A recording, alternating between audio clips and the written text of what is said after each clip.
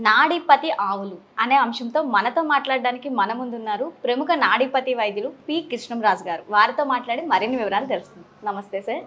నాడీపతి వైద్యం అనేది ఉంది సార్. ఇందులో మీరు ఆవుల మీద కూడా ప్రయోగాలు చేశారు అని విన్నాం. అంటే అసలు ఏంటి సార్, ఈ కాన్సెప్టే కొత్తగా ఉంది. అసలు నాడీపతే మనం చాలా ఎప్పుడో పురాతన కాలం ఇప్పుడు వింటున్నాం. ఇందులో మళ్ళీ నాడీపతి ఆవులు, అందులో కూడా మళ్ళీ మీరు 3 కేటగిరీస్ పెట్టారు. మీనియేచర్ అని, అలాగే మైక్రో అని, నానో అని. అసలు ఏంటి సార్ ఇది? యాక్చువల్గా మనకి నా మొట్టమొదటి రీసెర్చ్ నాడీపతి, రెండో రీసెర్చ్ ఐటి గ్రోత్, అంటే మనుషులను ఐటి పెంచటం. ఇప్పుడు కూడా ఐ ట్రీట్మెంట్కి ప్రపంచవ్యాప్తంగా ఆల్మోస్ట్ అన్ని కంట్రీస్ కూడా వచ్చినట్టే నాకు. అంటే సటాన్ ఏజ్లో అడుగు, 2 అడుగులు, 3 అడుగుల వరకు కూడా పెరుగుతున్నారు.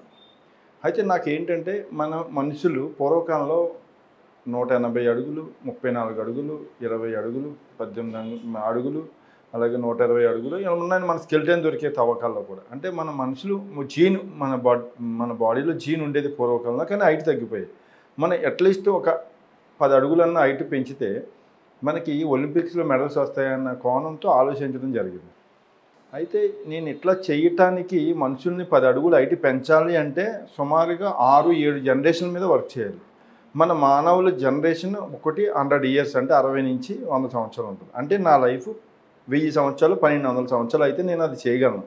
అందువల్ల ఈ మనుషుల మీద చేయటం కష్టం అని ఇది యానిమల్ మీద చేద్దాం, అంటే యానిమల్ లైఫ్ తక్కువ ఉంటుంది కాబట్టి వాటి మీద చేద్దామన్న ఉద్దేశంతో ఏ యానిమల్ మీద చేస్తే బాగుంటుంది, మన పెద్ద యానిమల్ ఏంటనేది ఆలోచిస్తే ఆవులు కనిపించాయి. అప్పట్లో మాకు ఒంగోలు ఆవుల మీద ఇది చేయాలని నిశ్చయించుకున్నా. మనకి కాకినాడలో పాముగుంట అక్కడ ఒక ఒంగోలు ఆవుల మీద స్టార్ట్ చేశారు.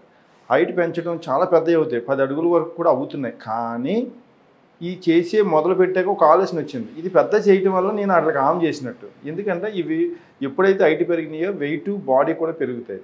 ఈ బీ ఫ్యాక్టరీ మాంసం వాళ్ళకి ఇది చాలా పండగ కింద ఉంటుంది. దీనివల్ల నాకు హామ్ జరుగుతుంది, ప్రకృతికి నేను తప్పు చేసినట్టు అవుతాను, ఇది చేయకూడదు అన్న ఉద్దేశంతో మళ్ళీ బ్రేక్ చేసుకున్నా. ఓకే, అదే అంటే ఇంత జనరల్ గా హైట్ పెంచాలనే థాట్ ఉన్న మీరు హైట్ తగ్గించే ప్రక్రియ ఎందుకు చేశారు? అయితే ఇంకా ఆవుల గురించి చేసేటప్పుడు మనకి సనాతన ధర్మంలో ఆవు అంటే చంద్రుడు, చంద్రుడు అంటే స్త్రీ, గడప లోపల ఉండాలి. కుక్క కుజుడు, కుజుడు అంటే సెక్యూరిటీ గార్డు, గడప బయట కాపలా కాయాలి. అలాంటి సనాతన ధర్మం కాస్త రివర్స్ అయిపోయింది. కుక్కనేమో నక్కకి పిల్లికి సంపర్కం చేసి ఇంట్లోకి తెచ్చేసుకున్నాం. ఆవునేమో ఇంటి బయట నుంచి పొలానికి, పొలాల నుంచి బీ ఫ్యాక్టరీకి వెళ్ళిపోతున్నాయి. ఇప్పుడు అసలు ఆవులకి రక్షణ లేదండి. రోజుకి 8 లక్షల ఆవు వెదకు గురవుతుందండి. సుమారుగా 90,000 పైన అఫీషియల్గా బీ ఫ్యాక్టరీస్ ఉన్నాయి. ఆవు అనేది మాంసం ముద్ద కింద తయారైపోయింది. ఒకప్పుడు పూజించే దేశమే భారతదేశం, గోవు. అలాంటిది ఇప్పుడు ప్రపంచానికి ఎక్కువ బీఫ్ సప్లై చేసే దేశం భారతదేశం అయింది. అయితే ఈ కోణంలో ఆవును రక్షించాలి అంటే ఏం చేయాలి? ఆవును సెన్సైజ్ చేయాలి. అంటే కుక్క పిల్ల మాదిరిగానే కుక్కతో పాటుగా ఇంట్లో ఆవును పెంచుకునే విధంగా చేయాలి. అంటే ఒకప్పుడు మనకి పల్లెలే ఇప్పుడు పట్టణాలు అయిపోయాయి. ఒకప్పుడు పెద్ద పెద్ద ఇల్లుండి మండువలోకుల కాన్సెప్ట్ ఆవు కోసమే. అలాంటిది ఇప్పుడు ఈ ఆవులు బయటికి వెళ్ళిపోయినాయి, స్తోమత లేక, పెంచే స్థలాలు లేక. ఎప్పుడైతే మనకు ఇప్పుడు అపార్ట్మెంట్ కల్చర్ వచ్చింది, అపార్ట్మెంట్లో కూడా ఆవును పెంచే విధంగా ఉంటే మనకి భారతదేశం ఒక మళ్ళీ పురాతన వైభవం వస్తుంది. ఆవు లేకే, ఆవుతోటే మన భారతీయులు అత్యంత మేధావులు. అందుకే ఈ కోణంలోనే నేను కౌ హగ్ థెరపీ అని 2016లో ఇంట్రడ్యూస్ చేశాను. తర్వాత 2019లో మెగా ఈవెంట్ చేశాను, వరల్డ్ రికార్డు. కౌ హగ్ అనే ఈవెంట్ పెట్టింది నేను. ఇప్పుడు ప్రపంచ దేశాల్లో చాలా వరకు కౌ హగ్ వెల్నెస్ సెంటర్స్, అంటే ఒక ఆవుతో సైకలాజికల్ ఇష్యూస్, ఒక వెల్నెస్ సెంటర్స్, ఒక ట్రీట్మెంట్, ఒక డాక్టర్తో చాలా దేశాలు చేసుకుంటున్నాయి. ఇప్పుడు ఆ కాన్సెప్ట్ అనేది నాదే. అందుకు ఇదే విధంగా ఆవు మన ఇంట్లో ఉండటం వల్ల మనకి హెల్త్ బెనిఫిట్స్ ఎన్నో ఉంటాయి. ఆ ఉద్దేశంతో ఆవు ఇంట్లో ఉండాలంటే పెద్ద ఆవుతో సాధ్యం కాదు. ఈ ఆవుని చిన్న చేయాలనుకున్నా. అందుకని 5 అడుగులు ఉన్న ఆవుని దపదపాలుగా జనరేషన్ అంటే 5 అడుగుల నుంచి 4.5 ఒక జనరేషన్, 4.5 నుంచి 4 అడుగులు ఒక జనరేషన్, 4 అడుగుల నుంచి 3.5, 3 అడుగులు, 2.5, 2 అడుగు వరకు చేసుకొచ్చా. 3 అడుగులు లోపు ఉన్నదాన్ని మీనియేచర్ అని పేరు పెట్టా, అంటే మినీ సైజు. తర్వాత 2 అడుగులు లోపు ఉన్నదాన్ని మైక్రో అని పేరు పెట్టా. తర్వాత అడుగులోపు ఉండేదాన్ని నానో, నాడీపతి నానో అని పేరు పెట్టా. ఇలా సైజ్ తగ్గించడం జరిగింది. వాటికి మ్యూటేషన్ సహజ సిద్ధంగా, ఎలాంటి వాటికి మెడిసిన్ కానీ దానికి ఎలాంటి ఇబ్బంది లేకుండా సహజ సిద్ధంగా దాన్ని మ్యూటేషన్, మార్పిడి అనేది చేయడం జరిగింది. ఇది ఇప్పుడు ఇంట్లో ప్రపంచ దేశాల్లో ఇప్పుడు మన భారతదేశం గొప్పతనం ఈ ఆవులు. ప్రపంచ దేశాల్లో ఎవరి వల్ల ఎక్కడ లేనివి. ఇది మోడీ గారు కూడా పిలిచి ఒకప్పుడు 100 సంవత్సరాల క్రితం మన భారతదేశ గోమాత గురించి గొప్పగా చెప్పుకునేవారు. మళ్ళీ మీరు ఇప్పుడు ఆ స్టేజ్కి తీసుకొచ్చారా అని అన్నారు. దానికి నాకు చాలా హ్యాపీ అనిపించింది. ఈవెన్ మన వివిఐపీస్ నరేంద్ర మోడీ గారు, యోగి ఆదిత్యనాథ్, ఇంకా రిలయన్స్ అంబానీ, ఇంకా అందరూ ఆల్మోస్ట్ చాలా సీఎంలు కూడా మన దగ్గర నుంచే తీసుకోవడం జరిగింది. ఈ బ్రీడ్ని నాడీపతి క్యాటిల్లో 3 తరగతుల కింద హైట్ తగ్గించి మన ఇంట్లో పాటు మనతో పాటు సహజీవనంగా చేసే విధంగా ఆవును తయారు చేయడం జరిగింది. ఇప్పుడు జనరల్గా ఆవులు అనేవి మనం చూస్తున్నవి, అంటే మనం చూసి మాకు తెలిసినంత వరకు కూడా ఆవు అంటే ఇంత హైట్ ఉండాలి, ఇలా ఉండాలి అని ఉంది. అంటే ఇప్పుడు మీరు సైజ్ తగ్గించడం వల్ల ఆ ఆవుకి ఈ ఆవుకి ఉన్న పోషకాలు కానీ ఏమైనా వేరియేషన్ ఉంటుందా హెల్త్ పరంగా? అంటే దాని నుంచి వచ్చే నెయ్యికి కానీ దీని నుంచి వచ్చే నెయ్యికి కానీ అట్లా ఏమైనా వేరియేషన్ ఉంటుందా? మంచి క్వశ్చన్ అడిగారు. ఇప్పుడు ఆవు అంటే అలాగే మనుషులు కూడా ఒకప్పుడు మినిమం 6 ఫీట్ ఉండేవారండి, అవునా కదా? ఇప్పుడు మనుషులు 3 అడుగులు కూడా వచ్చేసారు. ఇంకా రానున్న కాలంలో ఇంకా తగ్గిపోతారు. పూర్వకాలంలో పెద్ద పెద్ద చెట్లు ఉండేయండి, ఇప్పుడు ఆ చెట్లు కనిపించట్లే, అన్నీ చిన్నవి అయిపోయాయి. పెద్ద పెద్దవి ఇప్పుడు ఎకరం నేలలో పండించే పంటలు స్పేస్ లేక డాబా మీద పండిస్తున్నాం. పెద్ద పెద్ద చెరువుల్లో ఉండే చేపలనేమో అక్వేరియం అని ట్యాంకుల్లో అని పెంచుకుంటున్నాం. పెద్ద పెద్ద చెట్లు స్తోమత లేక కుండీలో చెట్లే కాయలు కాయిస్తున్నాం. ఎందుకు? మన అవసరం తగ్గట్టుగా అట్లా మ్యూటేషన్ చేసుకున్నాం. ఇది ఏమన్నా తప్ప కాదు కదా. అలాగే ఆవు చూడటం అంటే ఇంత సైజు మనకి ఒక థాట్, ఈ చిన్న సైజు చేయటం వల్ల దానికి నేను సహజసిద్ధంగా చేశాను. ఆవు నుంచి ఆవుకు పుట్టించా, అంతేగాని నేను ఒక ల్యాబ్లో దాన్ని ఇబ్బంది పెట్టి చేయలేదు. అంటే చేయటం అంటే మనకి 90s బిఫోర్ మన భారతదేశంలోనే గోసంతతి ఉండేది, విదేశీల్లో గోసంతతి లేదు. అందుకని భారతీయులు గొప్పతనం చూసి మేము ఆవును తయారు చేసుకోవాలన్నా ఏం చేశారు, వాళ్ళు ఒక పందికి, ఒక గేదెకి, గాడిదకి సంపర్కం చేసి ఒక ల్యాబ్లో ఒక కొత్త జీవిని సృష్టించారు. దాన్నే జెర్సీ హెచ్ఎఫ్ అన్నారు. దాని పాలు తాగటం వల్ల హామ్ జరుగుతుంది, పిల్లలు ఎర్లీ మెచ్యూరిటీ అయిపోతున్నారు. అంటే 18 ఏటన మెచ్యూరిటీ అవ్వాల్సిన వాళ్ళు 10 ఏటన 7 ఏటన అవుతున్నారు. ఐ ప్రాబ్లమ్స్ వస్తున్నాయి, టైప్ 1 డయాబెటిక్ వస్తుంది, రకరకాల ఇష్యూస్ వస్తున్నాయని దాన్ని బ్యాన్ చేయమన్నారు. ఆ బ్యాన్ చేసి దాన్ని ఇండియా తెచ్చి మన దేశీ అందులో మిక్స్ చేసుకున్నాం. నేను అలా చేయలే, సహజసిద్ధంగా చేశాను. అయితే ఏంటి వేరియేషను? మామూలు ఆవు ఒంగోలా ఉందండి మన దేశం బ్రీడ్. మన ఆవు లైఫ్ 14 సంవత్సరాలు, మన ఆవు లైఫ్ 20 సంవత్సరాలు ఉంటుంది. ఒంగోలు పాలలో మినిమం 3% ఉంటుంది ఫ్యాట్. ఇది 6 నుంచి 10% ఉంటుంది మిల్క్ ఫ్యాట్. మామూలు ఆవు మెచ్యూరిటీ అవ్వాలంటే 2.5-3 సంవత్సరాలు పడుతుంది. ఇది సంవత్సరం 2 నెలల నుంచి సంవత్సరం 6 నెలలు మెచ్యూరిటీకి వస్తుంది. మామూలు ఆవు పిల్ల పుట్టిన తర్వాత 6 నెలలు 8 నెలల వరకు కన్సీవ్ అవ్వదు. ఇది పిల్ల పుట్టిన తర్వాత మీకు 45 రోజుల నుంచి 53 రోజుల్లో మళ్ళీ కన్సీవ్ అవుతుంది. దీని పాలు రేట్ వస్తే సుమారుగా 1200 నుంచి 2000 వరకు ఉంది పర్ కిలో. నెయ్యి వచ్చి 60,000 నుంచి 1,00,000 వరకు కూడా ఉంది నెయ్యి. ఇంకా ఇది ఇంట్లో మనుషులతో పాటు సహజీవనం చేస్తాయి, పొడవటం అయ్యి అలాంటిది ఏమి ఉండదు. మామూలు ఆవు ఏంటంటే బయట పెట్టుకునే విధంగా ఉంటుంది, దాని భారీ శరీరం ఉండటం వల్ల మనం కొంత భయపడతాం, కానీ అది కూడా ఆవే. ఆవు అన్నీ కూడా ఆవే. ఇప్పుడు తల్లి అందరికీ కూడా తల్లి ఒకటే. ఈ తల్లి గొప్ప, ఇంకో తల్లి గొప్పదని నేను అన్నాం. ఎందుకంటే ఈ ఒక తల్లి గొప్ప, ఒక తల్లి గొప్పది కదని ఎవరు అనరు. కానీ అయితే ఇక్కడ ఏంటంటే మన అమ్మకి మోడీ గారి అమ్మకి ఏంటి తేడా? మోడీ గారి అమ్మ దేశానికి ఉపయోగపడే ఒక వ్యక్తిని అందించింది. మన అమ్మ ఏదో నాకులా చిన్న డాక్టర్ని ఇచ్చింది. అంటే అందరి అమ్మలు ఒకటే, ఆ ఎనర్జీ లెవెల్స్ వేరు. అలాగే ఈ భూమికి గ్రావిటేషన్ ఫోర్స్ తక్కువ వైట్లో ఉన్న జీవులు లాంగ్విటీ ఎక్కువ ఉంటుంది, హై మెడికల్ ప్రాపర్టీస్ ఉంటాయి. ఇప్పుడు తాబేలు ఉంది, దాని బొడ్డు భూమికి ఈడ్చుకుంటే వెళ్తుంది, దాని లైఫ్ 1200 సంవత్సరాలు. పావును తీసుకోండి, అలాగే భూమికి తక్కువ ఎత్తులో ఉన్నదాన్ని లాంగ్విటీ, హై మెడికల్ ఎక్కువ ఉంటాయి. అందుకని ఇది సహజీవనంగా నేను చేశాను. ఎందుకంటే స్టార్టింగ్ ఇది చేసినప్పుడు నేను భూమికి సమాంతరమైన నేలలో పుట్టే ప్రతి జీవి పెద్ద పెద్ద కాళ్ళు పుడతాయి. భూమి మీద నడాలంటే పెద్ద కాళ్ళతోటే వెళ్ళగలం. 3 అడుగుల వరకు తీసుకొచ్చా. దాన్ని అన్ని మళ్ళీ మ్యూటేషన్ చేశాను. నేను కొన్ని ఆవులను హిమాలయాలకు పంపించాను, కొన్ని ఆవులు హీట్ సర్ఫేస్ పంపించా, కొన్ని ఆవుల్ని సముద్ర మట్టానికి లోతట్టు ప్రాంతానికి పంపించా, కొన్ని ప్రాంతాలని ఎత్తు కొండల వైపు పంపించా. అంటే సముద్రం ఉన్న సమానానికంటే లోతట్టు. ఇక్కడ హిమాలయాలకు పంపించిన ఆవుకేమో పుట్టే దూడకు బొచ్చి వచ్చింది, మరి దాని జీన్లో బొచ్చి లేదు, దానికి బొచ్చి ఎందుకు వచ్చింది? ఒకటి. రెండో పాయింట్, భూమికి సమాంతరమైన నేలలో పుట్టే జీవన్నీ పెద్ద పెద్ద కాళ్ళు వేసుకుని పుట్టే, మరి భూమి మీద నడాలంటే పెద్ద పెద్ద కాళ్ళు కదా. అలాగే లోతట్టు ప్రాంతాన్ని పుట్టిందని కాళ్ళ పొడుగు, నెక్క పొడుగు వచ్చింది. కొండ ప్రాంతాన్ని పుట్టేయండి తక్కువ కాళ్ళు, పొట్టిదిగా పుట్టింది. పొట్టుడే కదా కొండ ఎక్కగలదు, పొడుగు కూడా ఎక్కలేడుగా. అంటే nature is a doctor, nature is a scientist. దాని ప్రకారం ఆ కోణంలో దాన్ని 3 అడుగుల వరకు సమాంతరమైన నేలలో హైట్ తగ్గించాను. అక్కడి నుంచి ఒక పక్క నా ట్రీట్మెంట్ అంటే హైట్కి ఎలా పెంచుతానో వీటిని హైట్ ఎలా తగ్గించాలి, తగ్గిస్తూ మళ్ళీ నేచర్కి ఉన్న మ్యూటేషన్ మార్చాం, మళ్ళీ కొండ ప్రాంతాన్ని తీసుకెళ్ళాం. కొండ ప్రాంతంలో 2 అడుగుల వరకు హైట్కి తీసుకురాగలిగాం. మరి కొండలు ఎక్కాలంటే పుట్టుడే కదా. ఒక ఏరియా మట్టి సెలెక్ట్ చేసుకున్నాం. అక్కడ ఉన్న జీవరాశులు చీమతో, తొండతో, కోతి, పక్షులు, పొట్టిగి ఉన్నాయి. అక్కడ మట్టి కూడా తీసుకొచ్చి ఏ మట్టి అక్కడ మట్టిలో మొక్క వేయటం, ఇంకో మట్టి, అలా 4 ల్యాండ్స్ సెలెక్ట్ చేసుకుంటాం. 4 దూరం దూరం విలేజెస్. ఆ మట్టిలో ఈ మొక్క వేస్తే ఏదైతే తక్కువ పొట్టిగా పెరిగిందో ఆ మట్టి టెస్ట్ చేసి, ఓ ఇది కరెక్ట్ సర్ఫేస్, ఈ మట్టి మీద ఈ బీడ్ వస్తుంది అని దాన్ని నిర్ధారించి కొండ ప్రాంతాన్ని, కొండల మధ్యలో అక్కడ అది లింగంబత్తి విలేజ్ అక్కడ పెట్టడం జరిగింది. అక్కడ 2 అడుగుల వరకు హైట్ తీసుకొచ్చా. ఈ 2 అడుగుల నుంచి ఏం చేశాను, అపార్ట్మెంట్ టైల్స్ ఉన్న వాతావరణానికి షిఫ్ట్ చేశా. 14 ఫ్లోర్లు అపార్ట్మెంట్లో ఓన్లీ టైల్స్ ఏరియాలోనే ఆ ఆవుల్ని పెట్టడం జరిగింది. అవి అక్కడే నివసించే, అక్కడే పెరిగేవి, అక్కడే ప్రెగ్నెంట్ అయ్యి, అక్కడే డెలివరీ అయ్యాయి. ఈ డెలివరీ అయ్యి పుట్టే ఆటలకి ఈ టైల్స్ మీద జంప్ చేసే విధానం, టైల్స్ మీద నడిచే విధానం అలవాటైంది. ఇప్పుడు మన బల్లి ఉందమ్మా, మన బల్లి గోడ మించి ఇలా వెళ్తుంది, అది కింద పడిపోతుంది, దానికి స్టిక్ ఉంటుంది. అదే బల్లి కొండ ప్రాంతానికి బల్లి వెళ్తే అది ఇలా వెళ్ళే దడిని పడిపోతాయి, దానికి స్టిక్ ఉండదు. ఒకటే కదా. అంటే పెరిగే వాతావరణ పరిస్థితులను బట్టి, అక్కడున్న వాతావరణం బట్టి మన బాడీలో మ్యూటేషన్ జరుగుతుంది. అంటే ఇక్కడ మనం కానీ ఆవు కానీ, ఇప్పుడు పన్ను ఉందండి, మన పన్ను ఒకటి, ఎముక ఒకటి, జుట్టు ఒకటి, గోర్లు ఒకటి, మనం చేసే పన్ను బట్టి మ్యూటేషన్ జరుగుతాయి. రోజు నాన్ వెజ్ తింటే ఈ కూరలు ఎలా పెరుగుతాయి చూడండి. నాన్ వెజ్ తినే జీవరాశులకి మన గోర్లు చాలా స్మూత్గా ఉన్నాయి. ఇదే రోడ్డు మీద పనిచేసే వాళ్ళు గోరు ఇక్కడ సిమెంట్లాగా ఉంటుంది. ఇప్పుడు మన ఆవుకి ఇలా ఉంటుంది. హిమాలయాల్లో పెరిగితే ఆవుకి ఎక్కువ బొచ్చు వస్తుంది, ఎందుకంటే చలికి తట్టుకునే విధంగా. ఈవెన్ మన ముక్కు ఉంది, ఇలా ఉంటాయి, పెద్ద పెద్ద రంధ్రాలు ఉంటాయి. మనకు ఆక్సిజన్ లెవెల్స్ ఎక్కువ కావాలి, ఎక్కువ తీసుకోవాలి.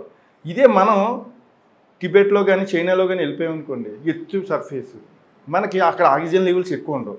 అందుకని దేవుడు ఏం చేస్తాడు, నా జీవిలో ఎంత పొడుగు ముక్కు ఉన్నా కానీ ముక్కు తప్పటి చేస్తాడు, చిన్న కన్నాలు పెడతాడు. ఎందుకంటే ఆడికి ఎక్కువ ముక్కు ఉండటం వల్ల ఎత్తైన సర్ఫేస్లో ఆక్సిజన్ లెవెల్స్ అందవాడికి తీసుకోలేడు, చచ్చిపోతాడనే ఉద్దేశంతో ఆడి రంధ్రాలు చిన్న చేసేస్తాడు. అందుకే చూడండి టిబెట్, చైనీస్ హిల్స్లో ఉండేవాళ్ళు ముక్కు చూడండి కొట్టినట్టు ఉంటుంది, అసలు చిన్న రంధ్రాలు కనిపిస్తాయి.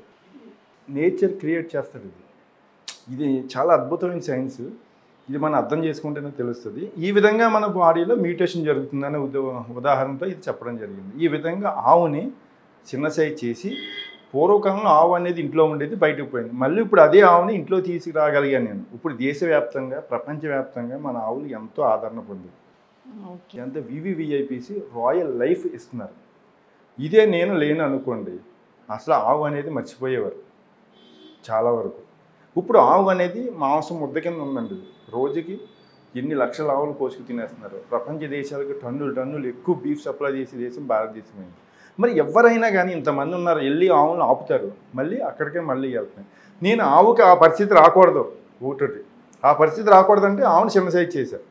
ఒకప్పుడు మన పురాణంలో కథ చదవాలి, ఇంద్రుడికి చాలా కష్టకాలం వస్తుంది, రాక్షసులందరూ దండెత్తారు, దేవతలందరూ ఇంద్రుడిని రక్షించాలంటే ఏం చేయాలంటే చిన్న సైజ్ చేసి దాస్తారు ఆ రోజుల్లో ఇంద్రుడిని రక్షించడానికి.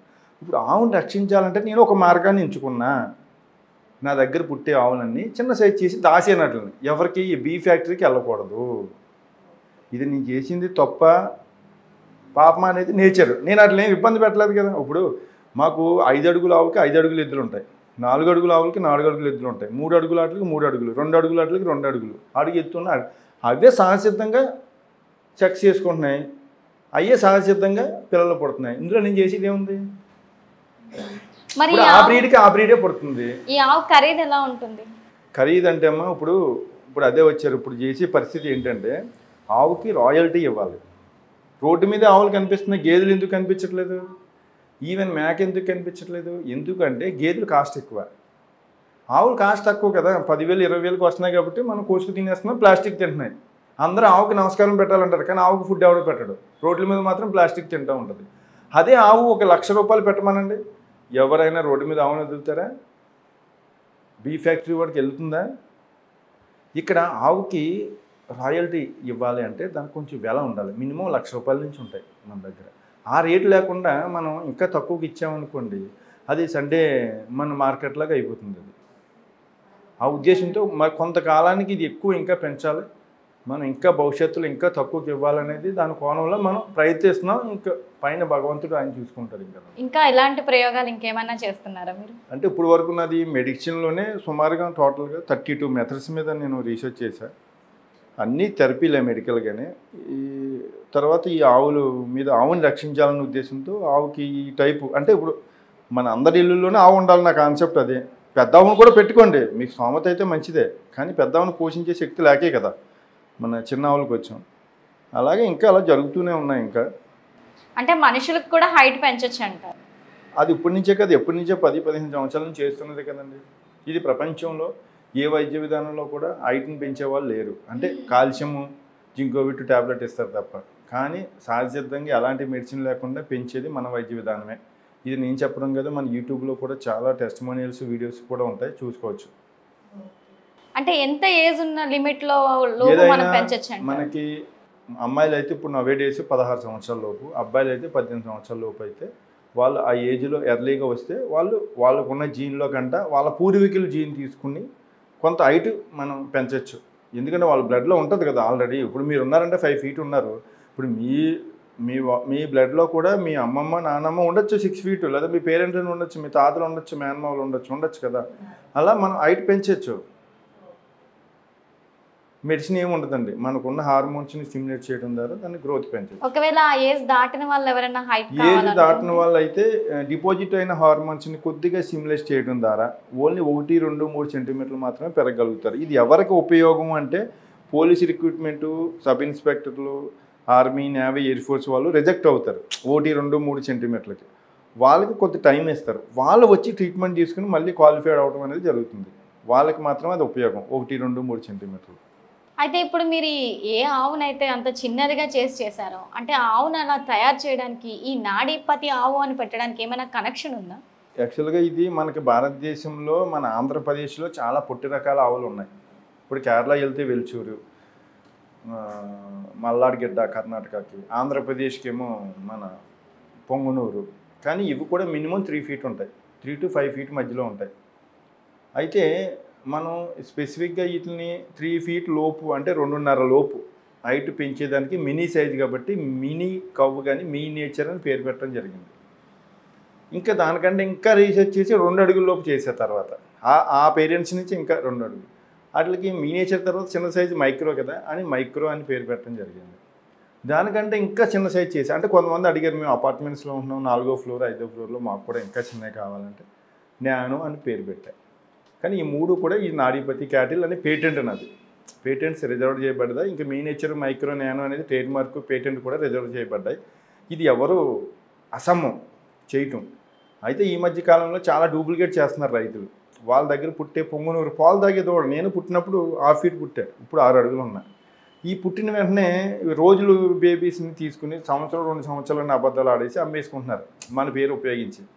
అవి అలాగ తెలియక చాలామంది మోసపోయి తర్వాత మళ్ళీ మన దగ్గర రావడం అనేది జరుగుతుంది. ఇప్పుడు అందరూ ఎన్నో విషయాలు ఉంటాయి, యానిమల్ గురించి ఆలోచించేవాడు ఎవడున్నాడు, ఇలా మిస్గైడ్ జరుగుతుంది.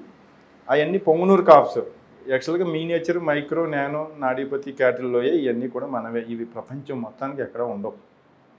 నేను ఒక ఆవు మీద చేశా, ఒక మేక మీద కూడా చేశా, ఒక బఫేలో మీద చేస్తున్నాను, ఒక ఆర్చ్ మీద చేస్తున్నాను. ఇది ఈ నాడీపతి నేను ఏం చేసినా కానీ అంత నాడీపతి వైద్య విధానం నాడీపతి అంటారు నన్ను. అందుకని నాడీపతి పేరు మీద నాడీపతి గోశాల అనేది ఫామ్ చేయడం జరిగింది. రీసెంట్గా అది లింగంపత్తి, ఏలేశ్వరం మండలం, కాకినాడ డిస్ట్రిక్ట్లో ఉంది. దాన్ని విలేజ్ కింద అనౌన్స్ చేశారు, రూరల్ టూరిజంలో పెట్టి నాడీపతి విలేజ్ కింద అనౌన్స్ చేయడం జరిగింది నరేంద్ర మోడీ గారు. ఓ సూపర్. అంటే ఇవందరికీ కూడా ఉపయోగంగా ఉంటాయి. మీరు అన్నట్టుగా ఒకప్పుడు నిజంగానే ఇంటితో పాటు ఉండేవి, ఇంట్లోకి తిరుగుతూ కూడా ఉండేవి, వస్తూ ఉండేవి. అంటే ఆ పెరడ్ ఏదైతే ఉందో ఇంటి ముందే ఉండేది, ఇంటి లోపల కాంపౌండ్ ఉండేది. ఇప్పుడంటే ఫ్రిడ్జ్లు వచ్చాయి. నాకు బాగా గుర్తు, మా నాన్నమ్మ టైంలో ఎవరైనా చుట్టాలు వస్తే పాలు తీయమనేవారు. రోజుకి ఎన్నిసార్లు సరే దగ్గరికి వెళ్ళి ఒక గ్లాసు గిన్నె పట్టుకుంటే కొన్ని పాలు ఇచ్చేది, ఆ పాలుతోటే మళ్ళీ టీ పెట్టించేవారు. అందుకే మనం అంత ఆరోగ్యంగా ఉండేవారు. అప్పట్లో ఉన్న వాళ్ళకి అంత లాంగ్ లైఫ్ ఉండడానికి రీజన్ కూడా ఇది అవ్వచ్చు. ఇంకా నాడీపతి వైద్యానికి ఆవుకి ఏంటి రిలేషన్ అని అడిగారు. దీని కోణంలోనే కౌ హగ్ అనేది ఇంట్రడ్యూస్ చేయడం జరిగింది. దీన్నే నరేంద్ర మోడీ గారు మనకి ప్రేమికుల రోజు వద్దు కౌ హగ్ ముద్దు అనేది అనౌన్స్ చేయడం జరిగింది. అయితే మన హయ్యెస్ట్ మన బ్రెయిన్లో ఎనర్జీ ఫ్రీక్వెన్సీ 7.8 మెగాహెర్ట్జ్. మనం బ్రెయిన్ ఆ స్టేజ్కి వెళ్ళాలి అంటే ఒక హిమాలయాలు కానీ, ఒక డీప్ ఫారెస్ట్లో కానీ, ఒక నిశ్శబ్దంగా ఉన్న స్థలంలో మెడిటేషన్ ఎన్నో సంవత్సరాలు రోజులు చేస్తేనే కానీ మన బ్రెయిన్ ఆ స్టేజ్కి వెళ్దాం. అంటే 7.8 మెగాహెర్ట్జ్ ఎనర్జీ ఫ్రీక్వెన్సీ వెళ్ళదు. కానీ నవేడేస్ ఆ స్టేజ్ రావాలంటే అసంభవం. ఎందుకంటే అంత పొల్యూషను, సౌండ్ డిస్టర్బెన్సు. అదే ఆవుకి నిరంతరం 7.8 మెగాహెర్ట్జ్ ఎనర్జీ ఫ్రీక్వెన్సీ ఉంటుంది. ఎప్పుడైతే నువ్వు ఆవు దగ్గర ఉండి ఆవుని హార్ట్బీట్ని నువ్వు ఆలింగనం చేసుకున్నావో, అది విడిచే గాలి వల్ల మనం తీసుకుని మన బ్రెయిన్లో పిట్యూటరీ పీనల్ అనే గ్లాండ్ హ్యాపీ హార్మోన్స్ని సెక్రెట్ చేయటం ద్వారా మన బ్రెయిన్ ఇమీడియట్గా పిట్యూటరీ పీనల్ అనే గ్లాండ్ 7.8 మెగాహెర్ట్జ్ ఎనర్జీ ఫ్రీక్వెన్సీకి కన్వర్ట్ అయిపోతుంది. అంటే ఎప్పుడైతే మన బ్రెయిన్ ఆ స్టేజ్కి వెళ్ళిందో మనకు జీవితంలో ఏదో సాధించాలి, సన్మార్గంలో ప్రయాణించాలి అని ఒక మంచి ఆలోచన, anxiety, depression, maximum psychological issues ఇవన్నీ తగ్గుతాయి. హ్యాపీ హార్మోన్స్ అన్నీ సక్రంగా రిసీవ్ చేసుకోవడం వల్ల మన బ్రెయిన్ మరి ఎప్పుడైతే మనం ఫిజికల్గా మెంటల్గా మనం బాగున్నామో ఫిజికల్గా ఇష్యూస్ అనేది ఉండవు. ఇది ఒక ఆవు వల్లే సాధ్యం. అందుకే చూడండి, గృహప్రవేశాలు అవి జరుగుతాయి కొత్త ఇంటికి. ఆవునే ఎందుకు తీసుకెళ్తారు? చాలా జీవరాశులు ఉన్నాయి కదా. ఇప్పుడు పంది కూడా మనం పూజిస్తాం, అన్ని జీవరాశులను పూజిస్తాం. ఎందుకు అంటే మన భారతీయుల గొప్పతనం, సృష్టిలో మనిషికి ఎంత హక్కు ఉందో ప్రతి జీవికి కూడా అంత హక్కు ఉంది. అందుకని అన్నిటిని సమానంగా చూడాలని వాటిని గాడ్ కింద పెట్టారు. ఒక్కోదానికి ఒక్కొక్కటి గాడ్. మనం అందరినీ అడ్మినిస్ట్రేషన్ చేయాలి మనం మనుషులు. ఇప్పుడు అట్లన్నీ చంపుకొని తింటున్నాం. ఆ కోణంలోనే ఈ ఆవునే ఎందుకు తీసుకెళ్తామంటే, మనకు ఇప్పుడు ఈ స్థలం ఉంది, ఇక్కడ ఇల్లు కట్టుకోవాలనుకుంటున్నారు. ఈ స్థలానికంటే ముందు ఎన్నో లక్షల క్రిములు, కీటకాలు ఇక్కడ జీవనం సాగిస్తాయి వాటి ఫ్యామిలీతో. మన ఇల్లు కట్టుకున్నప్పుడు మరి అడ్డు కదా, అవి వెళ్ళిపోవాలి కదా బయటికి, లేదా చచ్చిపోతాయి కదా. ఈ గృహప్రవేశం చేసినప్పుడు మన మంత్రాల అర్థం ఏంటంటే, అయ్యా నేను ఇక్కడ గృహం కట్టుకుంటున్నాను, మీరు అంతా ఖాళీ చేసి నేను పెట్టిన ఫుడ్ తినేసి మీరు వెళ్ళిపోండి, నేను ఇల్లు కట్టుకుంటున్నానని. కొన్ని వెళ్ళగలుగుతాయి, కొన్ని వెళ్ళలేవు. ఇప్పుడు మన ఇండియా మన బంగ్లాదేశ్ విడిపోయినప్పుడు కొంతమంది భారతీయులు వచ్చారు, కొంతమంది అక్కడ ఉండిపోయారు రాలేక. అదేవిధంగా కొన్ని క్రిములు, కీటకాలు ఈ పనులు చేయటం వల్ల చచ్చిపోతాయి. ప్రాణం దేనికన్నా ప్రాణమే. అప్పుడు ఒక స్ట్రెస్ ఏర్పడుతుంది. దీన్నే జియోపతిక్ స్ట్రెస్ అంటారు భూమికి.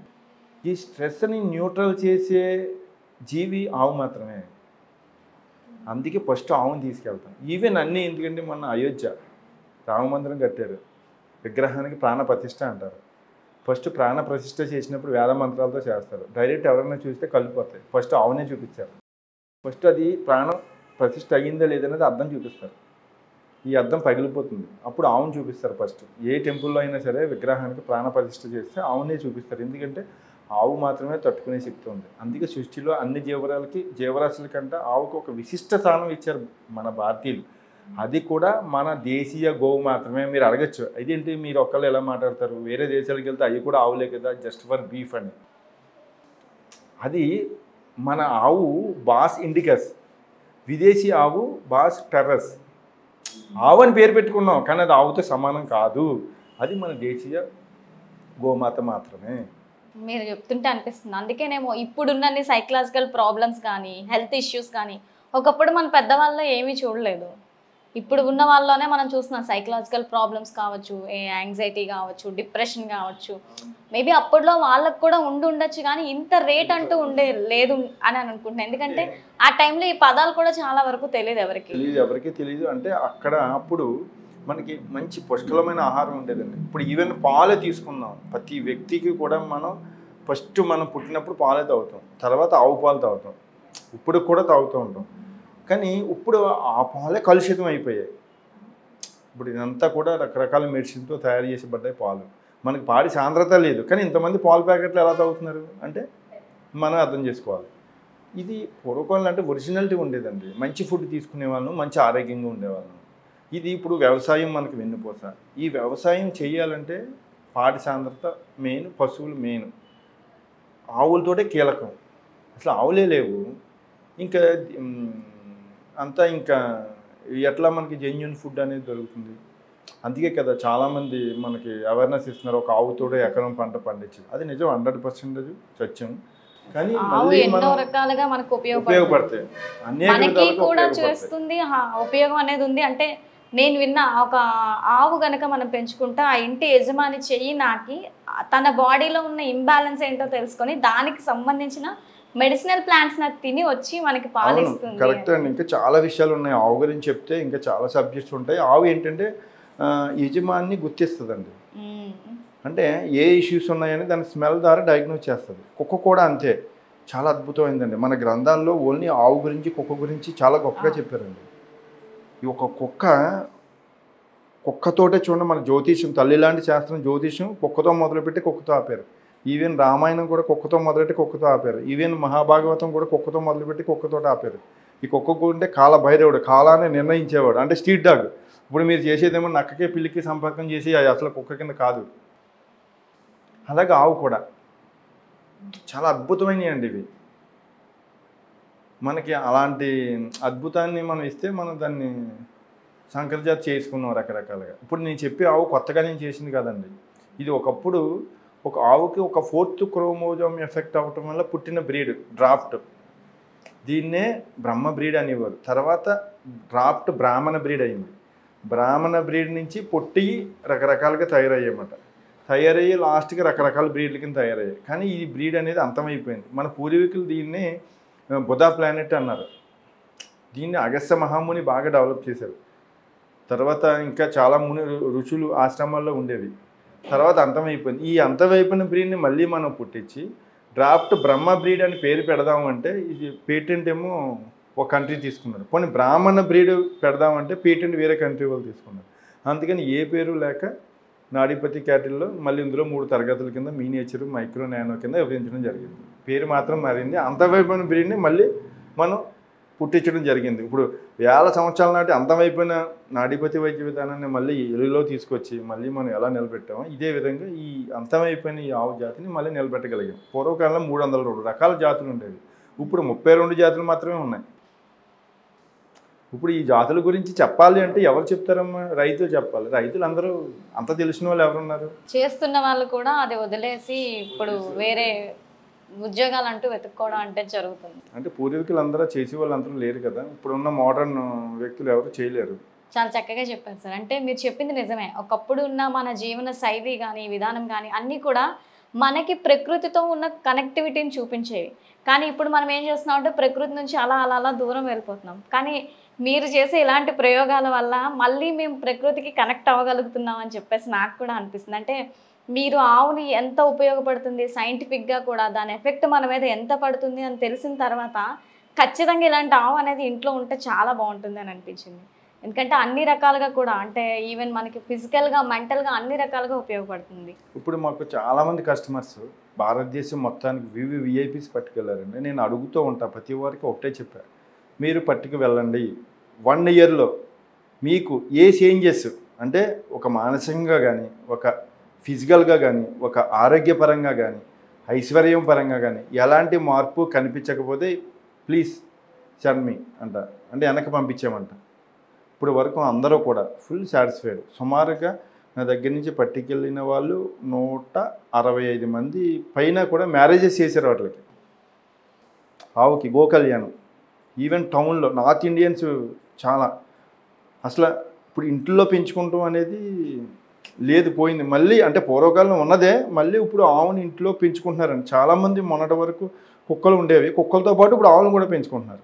చాలా చక్కగా ఎక్స్ప్లెయిన్ చేశారు సార్. అంటే ఆవు యొక్క గొప్పతనం ఏంటి, ఆవులో ఉన్న మెడిసినల్ వాల్యూస్ ఏంటి, ఇలాంటివన్నీ కూడా ఎంత చక్కగా ఎక్స్ప్లెయిన్ చేశారు. ఇవన్నీ ఉన్నాయి కాబట్టి స్వయంగా మన దేశ ప్రధాని అండి, మన భారతదేశంలో ఎన్ని రకాల ఆవులు అవి పెంచుకోవచ్చు కదా. మన ఆవులనే పెంచుకుని ఆయన మన ఆవులతో ప్రతిరోజు కూడా ఆయన ఎంజాయ్ చేస్తున్నారు. మన ఆవు పాలే తాగుతున్నారు. ఈవెన్ యోగి ఆదిత్యనాథ్ గారు కూడా నేనే పట్టుకెళ్ళి ఇచ్చారు, ఆయన కూడా ఇవే. ఈవెన్ చాలామంది సీఎంలు, ఈవెన్ రిలయన్స్ అంబానీ కూడా ఆయన పాలు తాగి ఈ ఆవు పాలే. అంటే అంత పెద్ద పెద్ద వ్యక్తులు వాళ్ళకి అందరూ ఉంటారు, వాళ్ళ దగ్గర సైంటిస్టులు ఉంటారు, డాక్టర్స్ ఉంటారు, హెల్త్ చెకప్ చేసే వాళ్ళు ఉంటారు. మన ఆవులతోటే ఎందుకు తీసుకువెళ్ళి ఇంత గొప్పగా దాన్ని ఆదరిస్తున్నారు అంటే వీటి గొప్పతనం ఏంటనేది వాళ్ళకి అర్థమైంది. అంటే మనం సహజ సిద్ధంగానే వాటిని రెడీ చేస్తాం. అందుకే లేకపోతే ఇంకేవో తీసి ఏవైనా 2 జాతుల్ని కలిపి చేసింది కాదు. సహజ సిద్ధంగా ఉన్న మరుగున పడిపోయిన జాతిని మళ్ళీ పునరుద్ధరించడం జరిగింది అంతే. అంతేగాని వాటిని ఇబ్బంది పెట్టడం జరిగింది కాదు. సహజీవనంగా మన అవసరం తగ్గట్టుగా వాటిని మ్యూటేషన్ చేయడం జరిగింది అంతే. ఇక్కడ చాలామంది తెలియక ఏంటంటే ఈయన ఆవుల్ని ఇలా చేసేస్తున్నారు. ఈ చేసేటువంటి ఆవు లైఫ్ నిలబెట్టాం కదా, మనమేమి ఒక ల్యాబ్లో కొత్త జీవిని పుట్టించలేదు కదా, జస్ట్ అర్థం చేసుకోవాలి. కొత్త జీవిని నేనేం పుట్టించలేదు. ప్రకృతి ఇచ్చిన ఆవు మళ్ళీ దాన్ని మన రూపాన్ని మార్చాం. ఇప్పుడు ఒకప్పుడు మన పాకలో పడుకునే వాళ్ళం అమ్మ, నేల మీద నడిచేవాళ్ళం, అడవిలో తిరిగే వాళ్ళం. అది మనం మోడర్న్గా ఎలా మారాం, మనం ఇప్పుడు ఇంట్లోకి రాగలిగాం, గాల్లో ఫ్లైట్లో తిరిగే పరిస్థితి వచ్చింది కదా.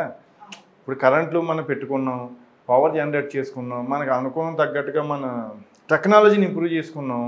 కొంతమంది తప్పు అంటే ఎట్లా, అలాగే ఆవును కూడా మన అవసరం తగ్గట్టుగా మనం నిలబెట్టుకున్నాం. దీనికి తప్పేమీ లేదు. Thank you so much.